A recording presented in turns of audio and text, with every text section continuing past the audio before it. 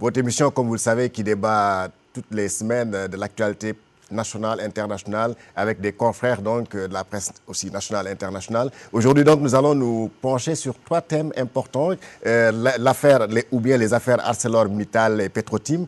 Mais cette fois-ci nous allons l'aborder, nous allons entendre les voix des confrères pour l'analyser sous un autre angle, autre que ce que nous entendons des hommes politiques.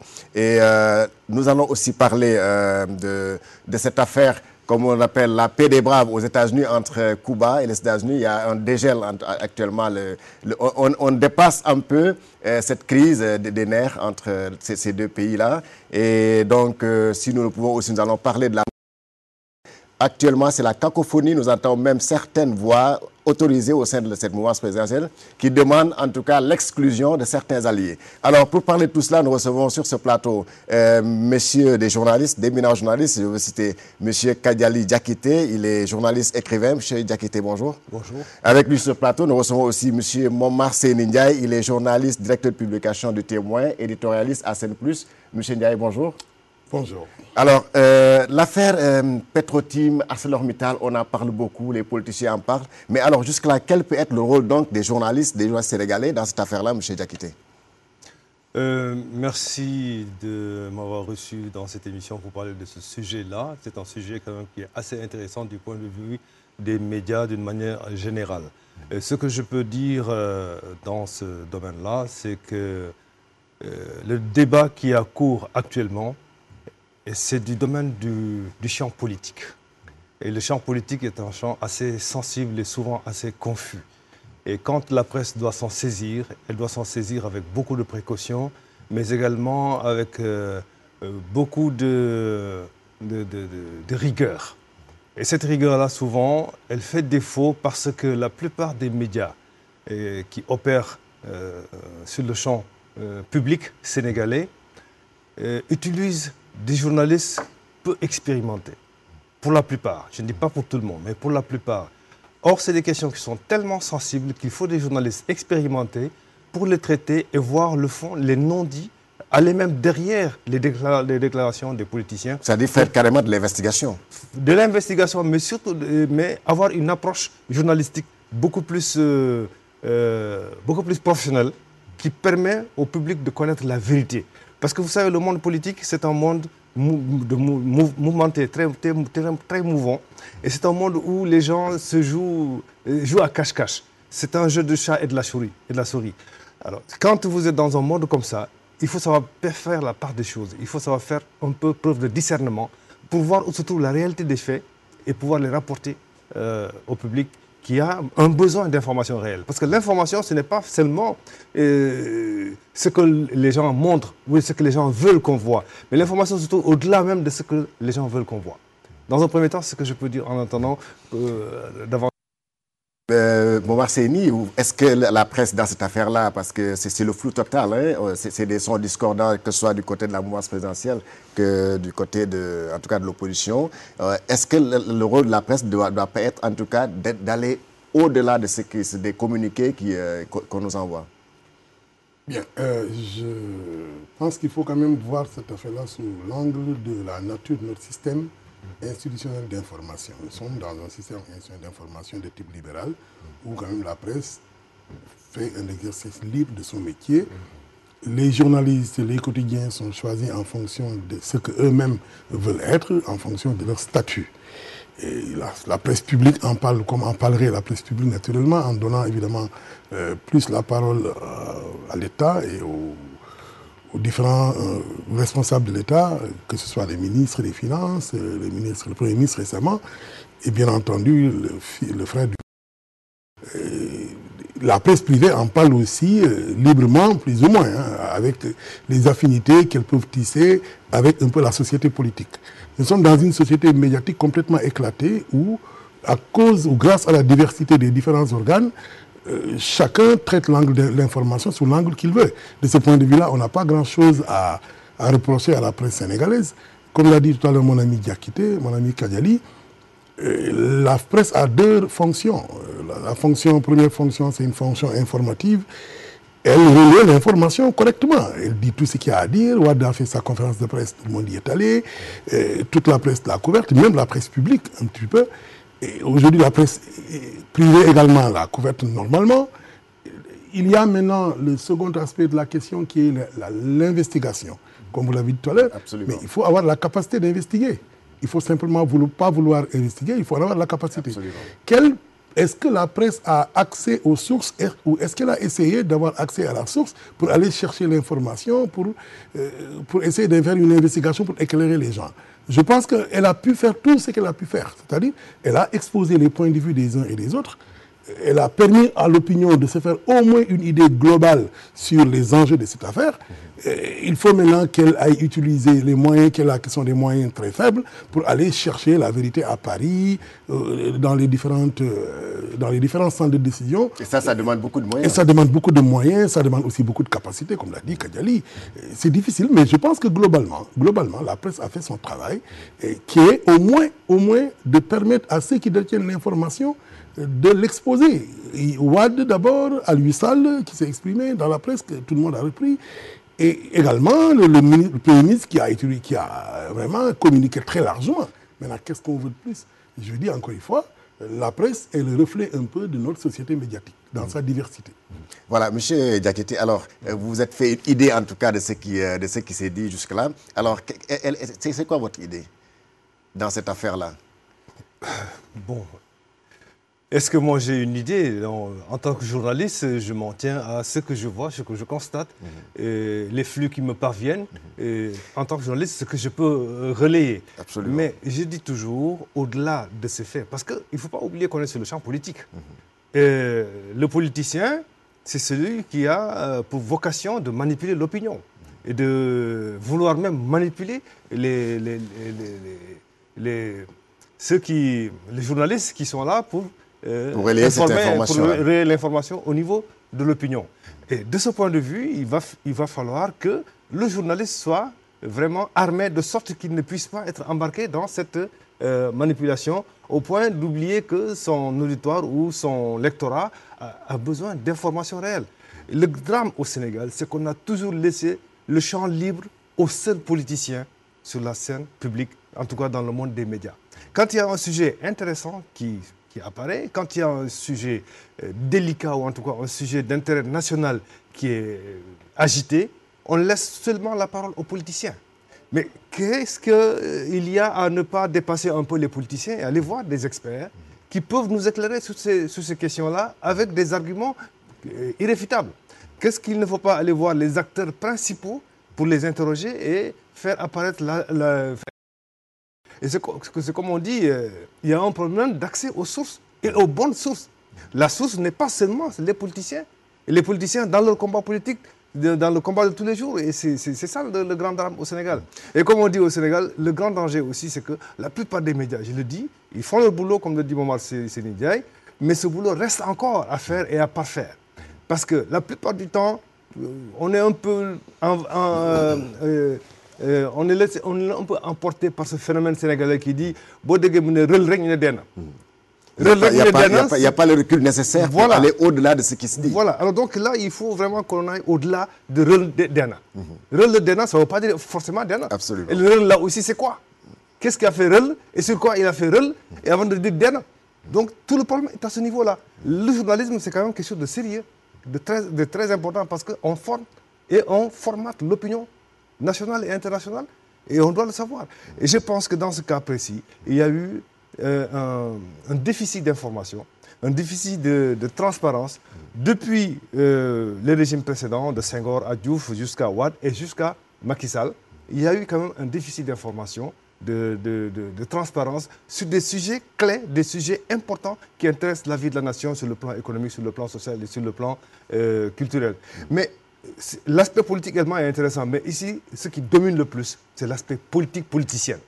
Et c'est ça qui fait beaucoup plus le buzz. Je veux dire que les médias sénégalais ont plutôt tendance à être beaucoup plus people que d'être des médias vraiment versés vers la recherche de l'information réelle utile et qui peut permettre aux citoyens de prendre la décision nécessaire pour avancer. Parce que c'est l'information qui est notre canne. Si on n'a pas d'information, on est aveugle.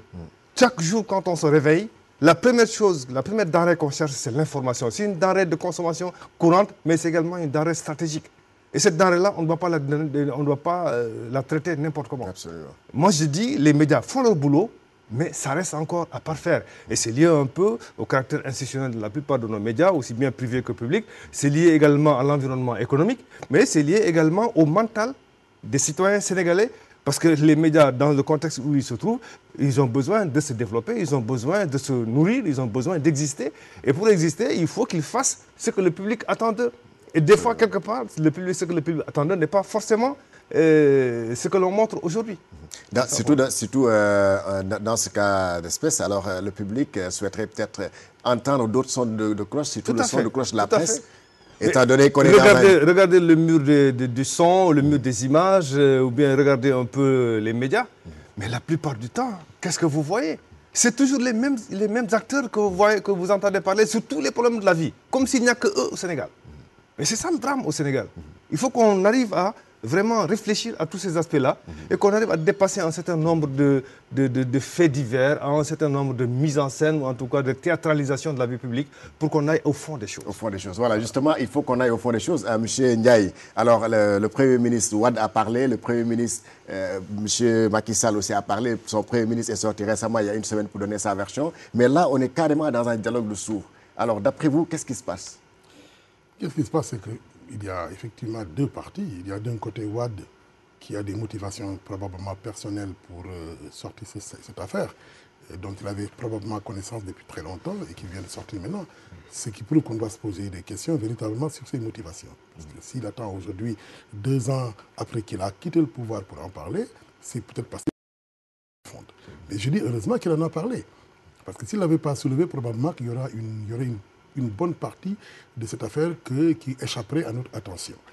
Le gouvernement a raison de se défendre, le Premier ministre est dans son rôle, c'est de défendre un gouvernement qui probablement n'est pas très à l'aise dans cette affaire-là. Parce qu'il y a effectivement beaucoup de problèmes qui sont posés. En France, on aurait parlé d'abus d'intérêt, de prise illégale d'intérêt, d'abus de biens sociaux, de prise illégale d'intérêt. Il y a des contrats qui sont extrêmement nébuleux qui ont été... Et c'est pourquoi d'ailleurs l'ancien président réclame la publication de tous ces contrats-là, tous ces documents. On s'est empêché de les mettre dans le net, mais il semble que ce ne soit pas les vrais contrats ou tout. Je ne suis pas certain qu'il y ait eu déficit d'information. Tout au contraire, il y a dans cette affaire-là une surabondance d'informations. Parce que beaucoup de gens ont parlé. Wade a fait des conférences de presse à n'en plus finir. M.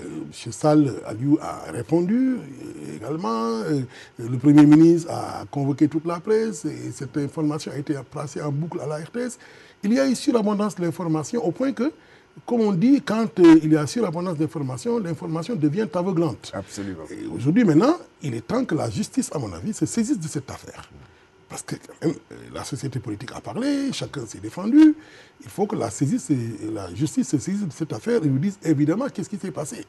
Qu'on analyse tout et qu'on appelle les gens devant les juridictions, qu'on instruise un dossier judiciaire et pour enfin voir ce qui s'est passé. Monsieur Kaba, qui est le ministre de la Justice, garde des Sceaux, nous a dit hier que Wade était un justiciable comme tout le monde. Et qu'il est possible d'être traduit en justice. Monsieur Aliou Sall ne peut pas échapper à la justice non plus. Et je dis, il est temps aujourd'hui que la justice se saisisse de cette affaire. Pour qu'on nous dise qu'est-ce qui s'est réellement passé sur la base des preuves ou des fausses preuves qui ont été brandies ça et là, qu'on puisse les analyser, qu'on mette en place une commission, que l'Assemblée nationale mette en place une commission parlementaire d'enquête pour voir ce qui s'est passé, qu'on éclaire les Sénégalais au-delà de ce qu'a dit tout à l'heure mon ami Kadiali, au-delà quand même des bavardages médiatiques. Parce qu'on a assez bavardé dans la presse quand même, tout de même. Hein. On ne peut pas passer tout notre temps à écouter les journalistes, tourner les mêmes informations en boucle, alors qu'en réalité, il s'agit d'une affaire où on peut soupçonner que de graves fautes ont été commises, peut-être que probablement même que l'argent public a été dilapidé, qu'il y a eu peut-être même abus de biens sociaux ou prise illégale d'intérêt. Il y a un certain nombre de choses que nous, n'étant pas journalistes, nous ne pouvons pas. Parce que les journalistes ont quand même leurs limites. Nous ne sommes pas des juristes, nous ne sommes pas des juristes d'affaires. Peut-être que les procédures financières ne sont pas tellement à notre portée. Il faut que la justice s'en saisisse aujourd'hui et éclaire l'opinion publique. Moi, c'est mon avis. Voilà, M. Diakité, alors votre avis c'est quoi? Que la justice, déjà le PDS, en tout cas le PDS semble vouloir porter plainte, amener l'affaire devant la justice. Et M. Aliou Sall a dit qu'il est prêt effectivement à répondre. Pour un jury d'honneur. Oui, la justice est un jury d'honneur. Voilà. Ça veut dire qu'il se fait un point d'honneur de défendre son honneur. Absolument. Et je ne vois pas pourquoi on ne lui donnerait pas l'occasion de le faire. Oui, M. Je crois qu'il a été dit quelque part qu'Aliou Sall allait porter plainte et qu'on a dit également que Wade il avait agité cette histoire de Wade plainte. aussi allait porter plainte. Bon, on attend de voir. Est-ce que chacune de ces plaintes-là va aboutir? Est-ce qu'elles vont tomber devant le juge? Est-ce que les juges, les juristes vont se saisir de ce problème-là pour éclairer l'opinion? Mais n'oublions pas également que nous sommes toujours dans le champ politique et que déjà avec la traque des biens acquis, les biens mal acquis, on a commencé à dire que tout a été politisé. Et on sait que toutes ces informations qui nous sont étalées aujourd'hui sur la plateforme ont été étalés dans des meetings, à partir d'un meeting politique que depuis le 21 novembre. Donc, et on sait également le contexte dans lequel tout ça est arrivé, quand Wade déclare que Macky en veut à ma famille, moi aussi je vais détruire sa famille. Donc vous voyez, c'est un peu difficile, je ne sais pas comment ça va se passer. Moi je suis ni juriste, ni ce n'est pas mon domaine, mais je sais que c'est très délicat de prendre ce sujet-là et de le traduire devant la justice. Mais les juristes, les gens de la justice doivent savoir comment entrer dans la danse à ce niveau-là. Il s'agit d'une affaire qui concerne l'État. Les personnes qui ont agi dans un cadre légal. M. Sall a bénéficié d'un contrat, il n'était plus dans l'administration, mais à partir d'un décret qui, évidemment, a ouvert un petit peu le champ vers ça. Donc, on ne peut plus parler simplement que de problèmes politiques. M. Wade est C'est devenu une affaire sérieuse. C'est une affaire sérieuse. M. Wade est un ancien président de la République, un ancien président qui a brandi des débuts de preuves, ou des semblants de preuves, et qui interpellent dangereusement une faute de l'État. Pour lui, il y a une forfaiture au niveau de l'État. Au niveau de l'État, il a bien dit. Donc ce n'est plus une affaire politique. Il appartient maintenant à la justice. C'est des accusations graves. C'est des accusations extrêmement graves. Il a même parlé de vol quelque part, de vol et tout ça qui a mis en cause beaucoup de personnes au niveau le plus élevé de l'État. Donc le problème est que la justice est un régulateur social et qu'aujourd'hui ce sont des biens sociaux qui ont été probablement ou certainement, ou je ne sais pas jusqu'à quelle hauteur, mal utilisés, des intérêts illégaux qui ont été pris sur des choses. D'après les accusations de Wade, il appartient à Wade de les prouver devant la justice et il appartient à ceux qui en ont été accusés de prouver leur innocence. Mais sinon, on va continuer à bavarder. Le problème, c'est que... Si jamais ces prises illégales d'intérêts, ces abus de biens sociaux sont réels, si on ne les traduit pas devant les justices, s'il n'y a pas un éclairage judiciaire, c'est le peuple sénégalais qui va perdre. Absolument. Je suis tout à fait d'accord avec vous, mais j'attire l'attention sur le fait que jusqu'à aujourd'hui, tous les problèmes qui ont été soulevés en matière de traque des biens mal acquis jusqu'à cette affaire ArcelorMittal, mais c'est des problèmes sérieux qui concernent la nation, qui concernent les biens de la nation, les biens publics des Sénégalais. Mais qu'en a-t-on fait? On en a fait un problème politique.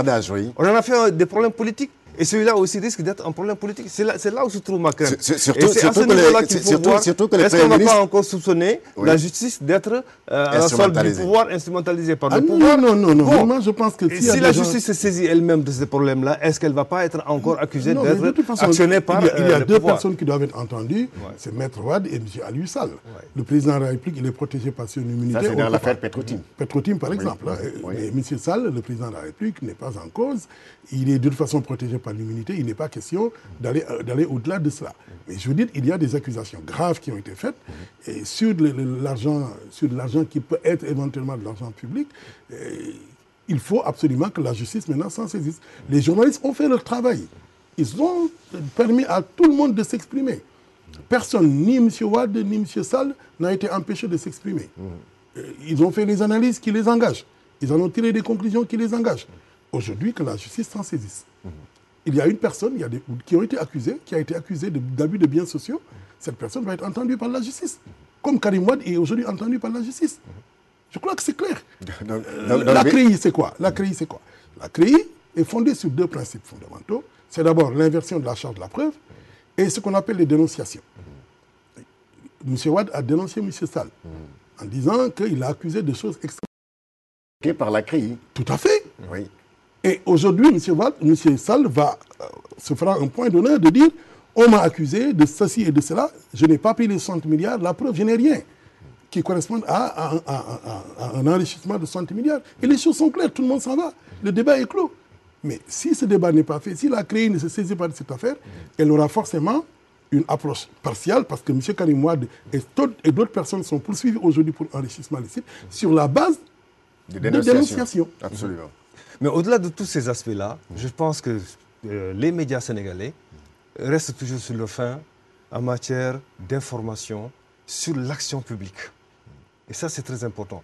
Et souvent, on a tendance à penser que rendre compte de l'action publique, des activités des pouvoirs publics, c'est simplement les suivre avec son calepin ou avec sa caméra ou son faire micro, faire des comptes rendus. Ouais. Mais ce n'est pas ça seulement. Ce n'est pas de là seulement que peut jaillir l'information. Et je pense que ça doit être une leçon maintenant pour la plupart des hommes d'État ou politiques et également du public et surtout des journalistes, de savoir que l'information se trouve ailleurs. Et que cette information-là, si elle était sortie bien avant aujourd'hui, on n'en serait pas là aujourd'hui. Parce qu'il y a beaucoup de malversations qui se produisent, il y a beaucoup de tricheries qui se produisent. C'est parce que les gens sont peut-être sûrs de ne pas être découverts, ou en tout cas d'être découverts trop tard et au moment où ils sont presque inattaquables. Et c'est ça le problème. Ces informations-là, concernant les mines au Sénégal, depuis l'or jusqu'au fer, jusqu'au pétrole, mais si le public était informé réellement de ce qui se trame, de ce qui se passe réellement dans la signature de ces contrats-là, et là où ça peut aboutir et ce à quoi ça peut servir d'une manière générale, et que les informations réelles, palpables soient données, on n'en serait pas là aujourd'hui. Le public serait bien informé. Oui, mais mon ami Kadeli, la presse, évidemment, doit faire son travail, vous avez parfaitement raison de le dire. La presse n'a pas un don d'ubiquité, elle ne peut pas être partout. Absolument. Elle fait ce qu'elle fait avec les moyens. Attendez, je ne parle pas seulement de la presse, je parle de la question des sources d'information. Parce que là, ça n'engage pas seulement la presse, mais ça engage également ceux qui détiennent les sources d'information. Vous êtes journaliste comme moi, vous savez très bien que l'accès aux sources d'information est très difficile. Très difficile, Que absolument. le pouvoir a tendance naturellement à se protéger. Surtout à se protéger des journalistes. Il n'est pas facile quand on signe un contrat. Mais à se protéger, voilà ce que ça produit. Oui, c'est ce que je dis. Voilà. On appelle la presse pour dire, venez, on signe un contrat, et ainsi de suite, le décret est là, M. Sall est administrateur de Petrotim, il va faire ça. C'est des choses malheureusement qu'on découvre après.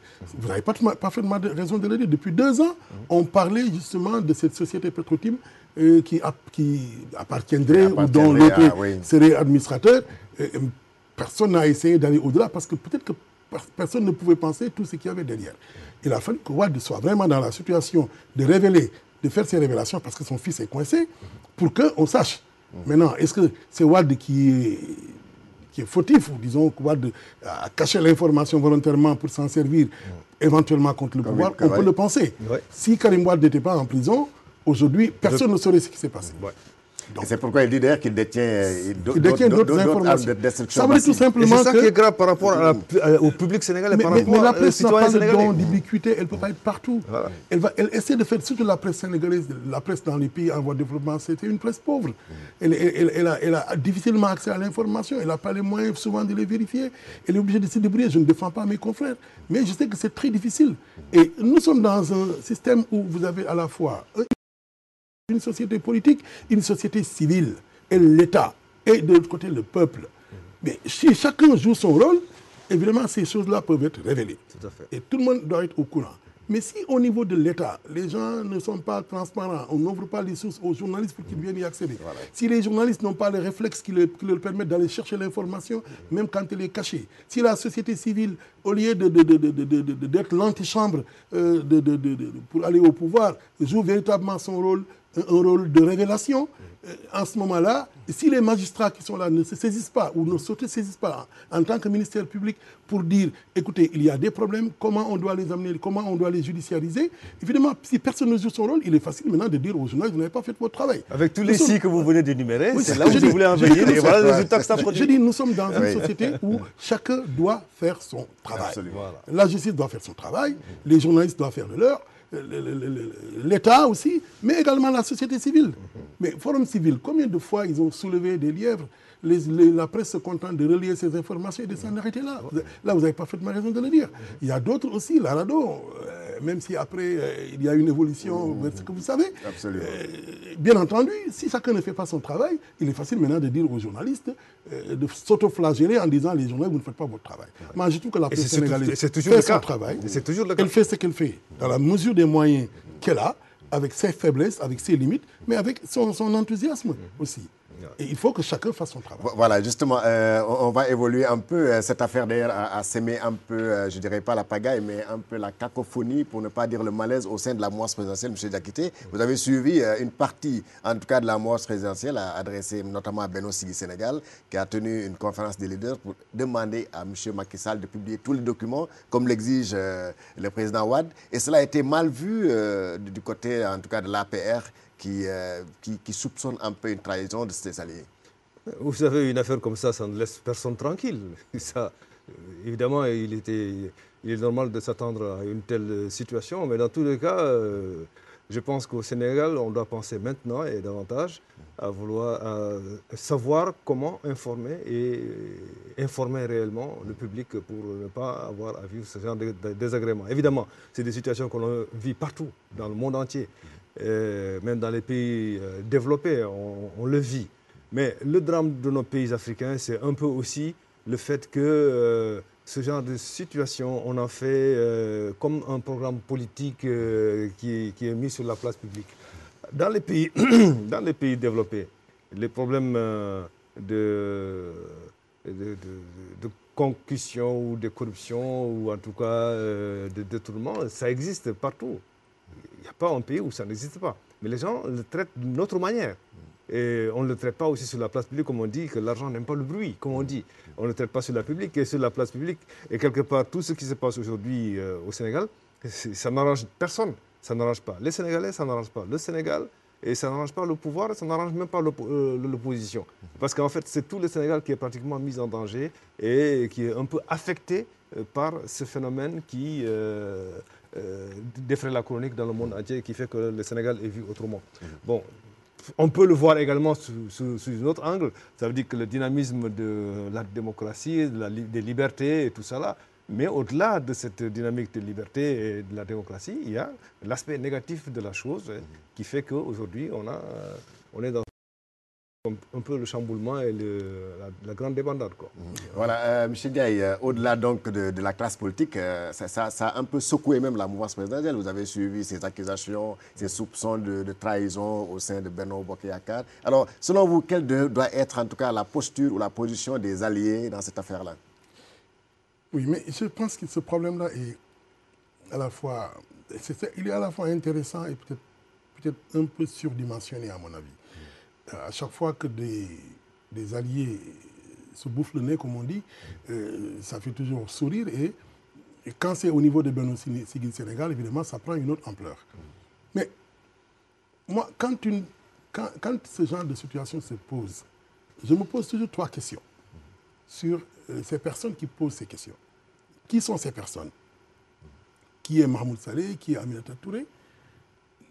D'où est-ce qu'ils viennent? Où est-ce qu'ils veulent aller? Moi, je me pose ces 3 questions. On connaît Mahmoud Saleh, ce n'est pas la première fois qu'il se livre à ce genre d'exercice. C'est l'auteur du coup d'État rampant. Bon, nous avons l'impression qu'épisodiquement, chaque année, à chaque instant, chaque fois que la majorité est en difficulté, on sort ce genre de choses pour essayer soit d'égayer la classe publique, la classe politique, ou essayer peut-être même de divertir l'opinion. Quel est le problème? Le président Macky Sall a été très bien élu, 65% des électeurs. Il a une très grande majorité à l'Assemblée nationale. Il a une coalition qui fait au moins une centaine de partis. Mais de quelle coalition encore voudrait-on parler? Où est-ce qu'on va élargir sa majorité? Qu'est-ce qu'il y a? Il y a le problème. Le pays n'est pas en crise. Il n'y a pas beaucoup de grèves qui remettent en cause... On parle d'une nouvelle... Mahmoud Saleh a annoncé une nouvelle coalition 2035. Mais pour aller où? Pour aller jusqu'où? Je pense qu'on est en train d'amuser la galerie et ce n'est pas là le vrai problème. Le vrai problème, c'est qu'au fond, Beno Sigui Sénégal est en quelque sorte la variable d'ajustement de l'APR. Je veux dire tout simplement qu'à chaque fois que l'APR a des problèmes ou que l'État a des problèmes, l'APR ou j'allais même dire peut-être Mahmoud Saleh ou les autres, agitent comme ça un problème en disant oui, c'est parce que ce sont les alliés qui ne sont pas fidèles, ils ne suivent pas, ils ne sont pas loyaux. Et quand on veut justifier la victoire ou la popularité de Macky, on va dire oui, Macky repose sur une très large alliance qui fait 100 partis. Il faut quand même comprendre pourquoi on dit ça. Je pense qu'aujourd'hui, Mahmoud Saleh et tous les gens qui tournent autour de lui ou qui font comme pour lui ne rendent pas un service au président de la République. Ils sont en train pratiquement d'installer ce qu'on appelle la psychose de la défaite. En disant, au fond, oui, c'est comme un bateau qui va en mer, qui vogue en mer, qui, à la première tempête, commence à crier au secours, alors qu'apparemment, il n'y a rien qui se passe. Le pays est stable, le pays est gouverné, le pays est entretenu, il est gouverné, il y a des projets qui sont assez intéressants, qui peuvent peut-être nous espérer, si même d'ici 2 ans, de se développer, au moins de percevoir au moins l'horizon avec un peu plus d'optimisme. D'avoir de la visibilité. D'avoir de la visibilité. Oui. Pourquoi, dans ce cas-là, agiter les gens, amuser la galerie à soulever des problèmes de cette nature? Je pense qu'on est en train d'installer dans ce pays et dans la tête du président la psychose de la défaite. Parce que tout simplement, comme en 2009, le parti au pouvoir a perdu Dakar. Il a perdu Dakar, comme en 2000, comme sous le règne de Wade aussi, malheureusement, et ça je pense que le président n'a pas assez tiré les leçons de Wade, malheureusement, il y a un problème grave, celui d'ArcelorMittal et de Petrotim, qui affecte dangereusement l'image présidentielle et l'image de la majorité. Et ces deux ingrédients réunis posent un problème et commencent véritablement à affecter l'opinion, enfin, en tout cas l'opinion que les gens peuvent avoir de la présidence. Donc, je pense que ces gens ne rendent pas service au président de la République parce qu'ils nous installent dans une sorte de psychose de la défaite. C'est comme si on préparait les gens à se dire, attention, si demain on perd, c'est parce que Benno n'a pas été loyal. Donc autant les éjecter dès maintenant. Non, je pense qu'on ne peut pas être ensemble dans ces conditions-là. Être ensemble, c'est se respecter, c'est accepter, partager la même vision. Partager la même vision, c'est aussi aller ensemble, frapper ensemble et réussir ensemble. Et de ce point de vue-là, je pense que ces gens ne rendent pas service au président de la République. Voilà, c'est l'une des caractéristiques principales du monde politique sénégalais, d'ailleurs, qui est fait d'intrigues ou de querelles de coq, ou en tout cas de querelles de borne-fontaine, alors que les vrais problèmes sont là. Tout à fait. Et comme l'a dit Momar, si on regarde au fond, le Sénégal fonctionne. Et l'État n'est pas en danger à proprement parler. Donc si on veut élargir la majorité présidentielle, il y a d'autres axes sur lesquels, il y a d'autres voies où il faut rechercher cet élargissement-là, mieux que dans les intrigues. Et les intrigues, ça ne fait que... Parce que aussi, les Sénégalais sont friands de ça aussi, quelque part. Les politiciens le savent, et les médias aussi s'en nourrissent. Donc, et les politiciens, ils font le jeu, ils entraînent les médias dans leur jeu. C'est là où je reviens toujours en disant que ce sont les médias qui doivent faire attention au jeu dans lequel les politiciens les attirent. Mais ça, tout à fait d'accord. Voilà. Moi, je pense mais que les médias, les doivent analyser. Voilà. Quand des gens comme ça prennent la parole, parlent, les médias doivent passer ça sur une grille de lecture pour savoir qui sont ces gens, qu'est-ce qu'ils veulent et vers quoi ils veulent nous amener. Je pense que si l'on veut dire la vérité au président, on va lui dire ceci. Les Sénégalais, récemment, le FMI a publié des statistiques sur des agrégats sur le pays. Il est évident qu'on a des difficultés économiques. La croissance a du mal à décoller véritablement. On est toujours autour de 4,7%.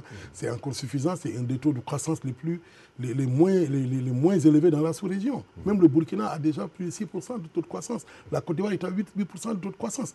Si je pense qu'on veut aider le président, c'est lui dire aujourd'hui comment booster le taux de croissance. Et ne pas nous distraire avec ces soupçons de trahison, de déloyauté. Comment aujourd'hui réaliser l'objectif d'autosuffisance en riz qu'il a lancé, comment régler la question de l'électricité qui est une question récurrente depuis déjà une quinzaine d'années. Qu'est-ce qui a été déjà fait? Comment régler la question de l'eau, comment régler la question de l'éducation nationale avec un système éducatif qui est en train de tomber dans une déliquescence désopilante. On ne peut pas continuer comme ça.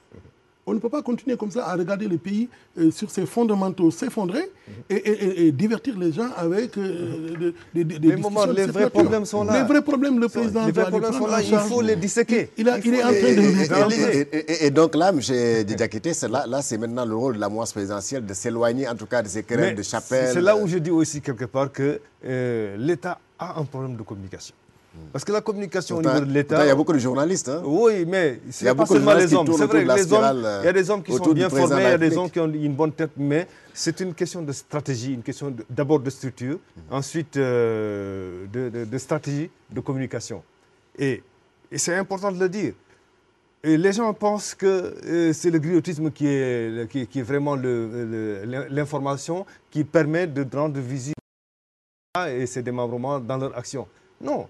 Loin de là, le griotisme ne sert à rien du tout. Si ça servait à quelque chose, ça aurait déjà servi à beaucoup de régimes qui sont déjà passés, qui s'en ont servi à suffisance et qui n'ont pas réussi à s'éterniser au pouvoir et qui sont quand même partis. Donc, Le vrai problème, c'est que la bonne information, c'est de faire en sorte que les Sénégalais, chaque fois qu'ils se réveillent, qu'ils trouvent solution à leurs problèmes. Et solution à leurs problèmes, ça se trouve dans les actions que le gouvernement mène. Ces actions que le gouvernement mène, les hommes de l'administration doivent faire en sorte qu'ils soient visibles et qu'ils soient lisibles par les médias et que les médias les rendent compte effectivement que les citoyens sachent où s'orienter, par où aller. Et que chaque fois qu'un citoyen se réveille, qu'il se dise, bon, aujourd'hui, je n'ai pas écouté la radio, mais aujourd'hui, mon problème, je l'ai réglé. Ce problème, il a été réglé. Pourquoi? Parce qu'il y a un État qui est là, qui fonctionne, parce qu'il y a une administration qui fonctionne, parce qu'il y a un commis quelque part qui a fait son travail comme il faut, parce qu'il a été actionné par son chef de service, et ce dernier a été actionné par son directeur, et le dernier a été actionné par son ministre, ensuite par le Premier ministre. Donc c'est une chaîne. Si le commis a bien travaillé, c'est parce qu'en haut, on a bien travaillé, on a délégué des pouvoirs et on a permis aux gens de travailler librement et que le citoyen est venu, son problème est réglé. Il est content, il rentre chez lui, il est tranquille. On peut lui raconter n'importe quoi, mais il va toujours apprécier ce que l'État fait parce que lui, chaque fois qu'il sort, son problème est réglé. La meilleure information, c'est ça. Et la meilleure visibilité de l'action de l'État, c'est ça, en fait. Mais ce n'est pas faire du griotisme autour du président ou du gouvernement ou de l'administration pour dire que, bon, vous êtes les meilleurs, vous êtes Je pense que Kadiali, tu es un peu dur avec nos collègues qui sont à la présidence. Non, je pense que pour la plupart, c'est des personnes que je connais, qui sont peut-être un peu plus jeunes que moi, mais je connais évidemment le talent. Ils font ce qu'ils peuvent. Mais pour avoir travaillé dans une institution comme directeur de communication, je connais toute la difficulté de faire la promotion des institutions. C'est très difficile. Mais évidemment, il y a l'action et il y a la communication.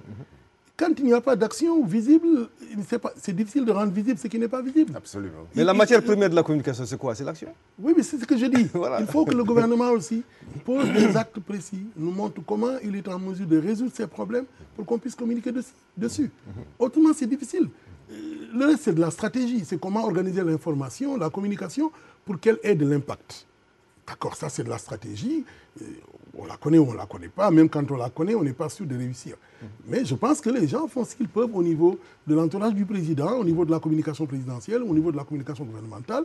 Maintenant, c'est au gouvernement de se fixer ses objectifs parce qu'il reste 2 ans de poussière. Il n'y a pas encore beaucoup de temps à perdre pour consolider ce qui est en train d'être fait, donner des réponses concrètes aux questions que les Sénégalais se posent.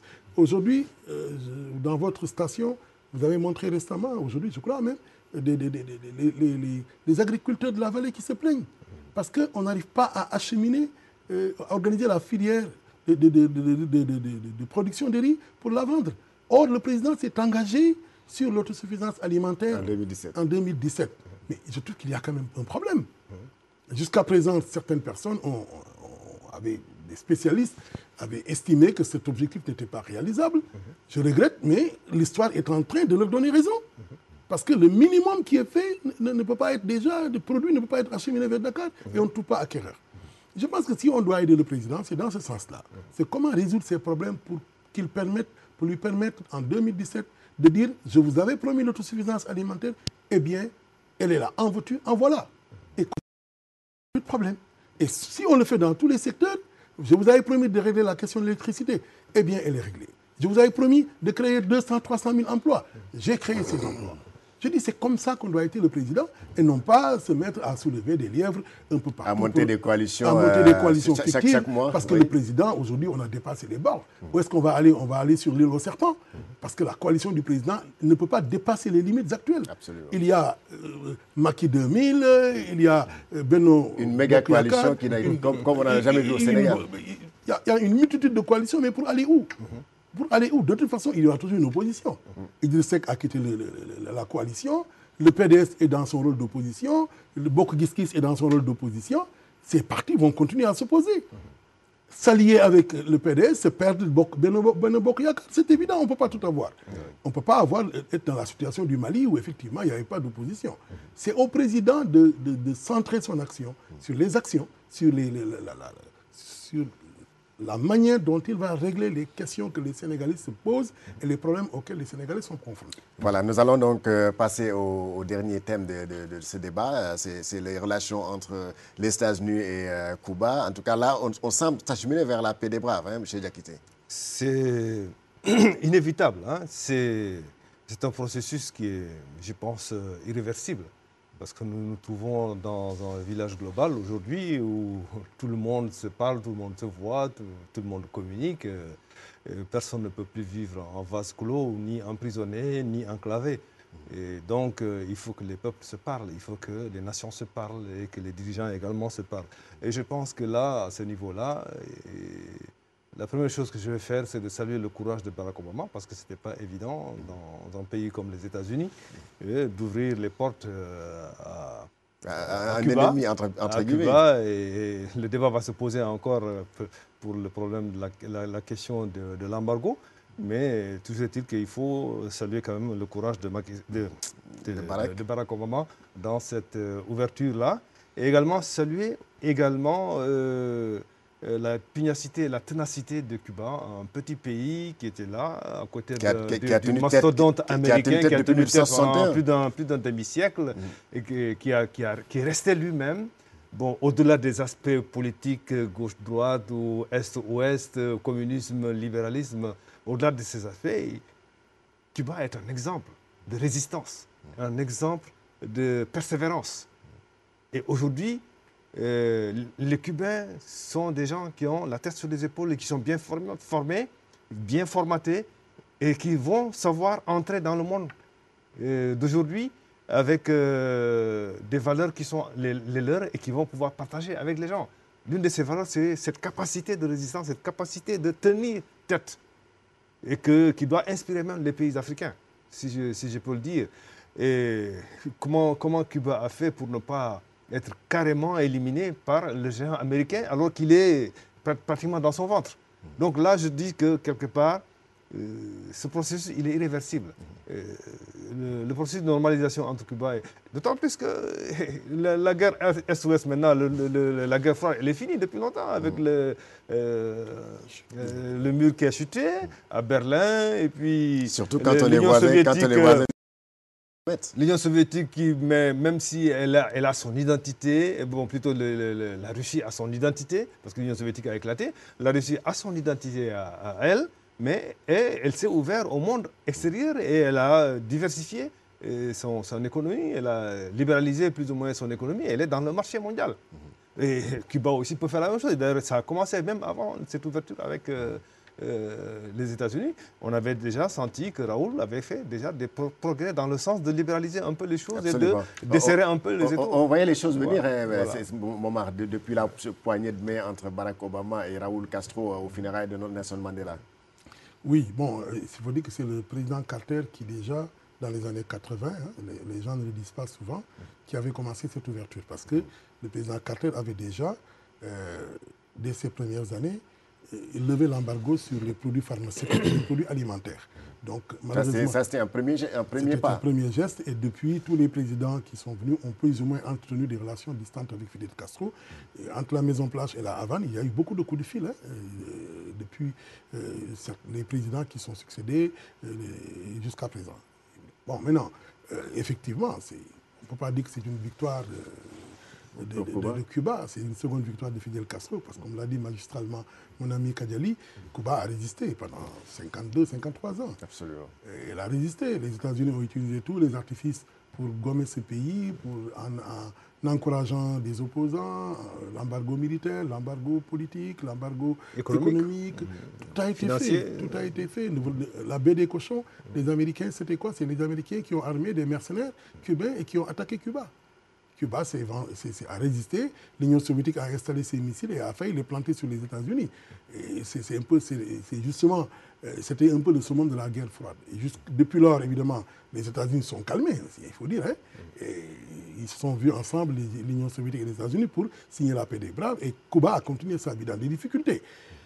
Cela dit, il faut quand même comprendre que Cuba n'est pas un modèle de démocratie. Fidel Castro qui s'en va, qui cède le pouvoir à son frère, on ne peut pas quand même le passer par pertes et profits et espérer que c'est un pays totalement démocratique. C'est un pays où également les libertés ont été complètement ficelées. C'est un pays à surveiller. C'est un pays qui n'est pas encore dans la grande ligne démocratique. Je pense qu'aujourd'hui, on ne peut pas aussi passer ça comme ça et puis dire c'est très bien. Le pape François a joué un rôle très important en rapprochant les pays. Le Canada aussi a joué un rôle important. Les Américains ne l'ont pas fait comme ça de plein cœur et de plein gré.